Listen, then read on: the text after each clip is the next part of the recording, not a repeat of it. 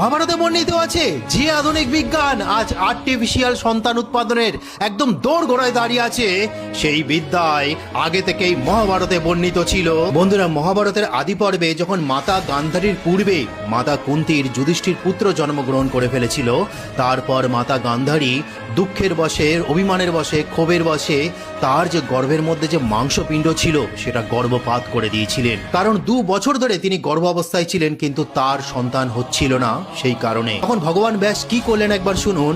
ভগবান ব্যাস যোগ দৃষ্টিতে সব জানতে পেরে সেখানে এসে বললেন, পুত্রী তুমি কি কাজ করছো? গান্ধারী ব্যাসদেবকে সব কথা জানিয়ে বললেন, ভগবান আপনার আশীর্বাদে আমি আগে গর্ভধারণ করলেও কুন্তির পুত্র প্রথমে ভূমিষ্ঠ হয়েছে। 2 বছর গর্ভধারণ করার পর 100 পুত্রের পরিবর্তে এই মাংসপিণ্ডটি ভূমিষ্ঠ হয়েছে। এ কি হলো ভগবান?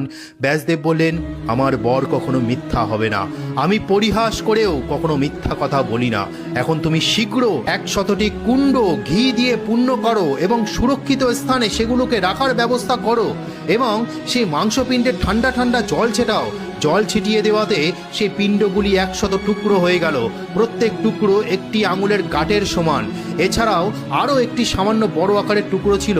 ব্যাসদেবের নির্দেশ অনুসারে সমস্ত টুকরোগুলি ঘৃত কুণ্ডগুলিতে রাখা হলো। তিনি বললেন 2 বছর পর এগুলি খুলবে বলে তিনি তপস্যা করতে হিমালয়ে চলে গেলেন। 2 বছর পর সেই মাংসপিণ্ড হতে দুর্যোধন পরে অন্যান্য পুত্র জন্মগ্রহণ করলো।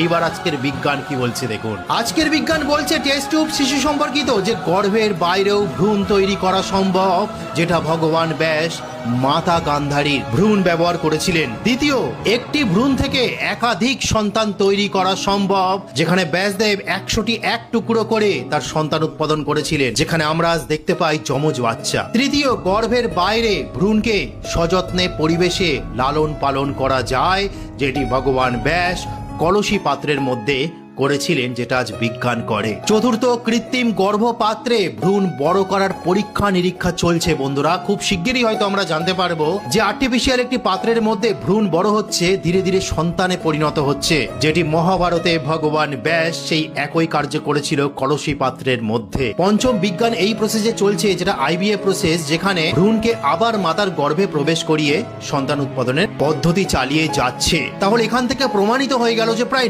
90% বিষয় আজকের বিজ্ঞান যা যা বলছে সম্পূর্ণ মহাভারতে মাতা গান্ধারী এবং ভগবান ব্যাসদেব তিনি করিয়ে দিয়েছিলেন। তার ফলেই কৌরবদের 100 পুত্র এবং একটি কন্যা জন্মগ্রহণ হয়েছিল। তো আশা করি বুঝতে পেরেছেন। গর্ব করুন যদি সনাতন ধর্মের মানুষ হয়ে থাকেন। তো আজকে বলার ছিল। হরে কৃষ্ণ, জয় সনাতন ধর্মের জয়।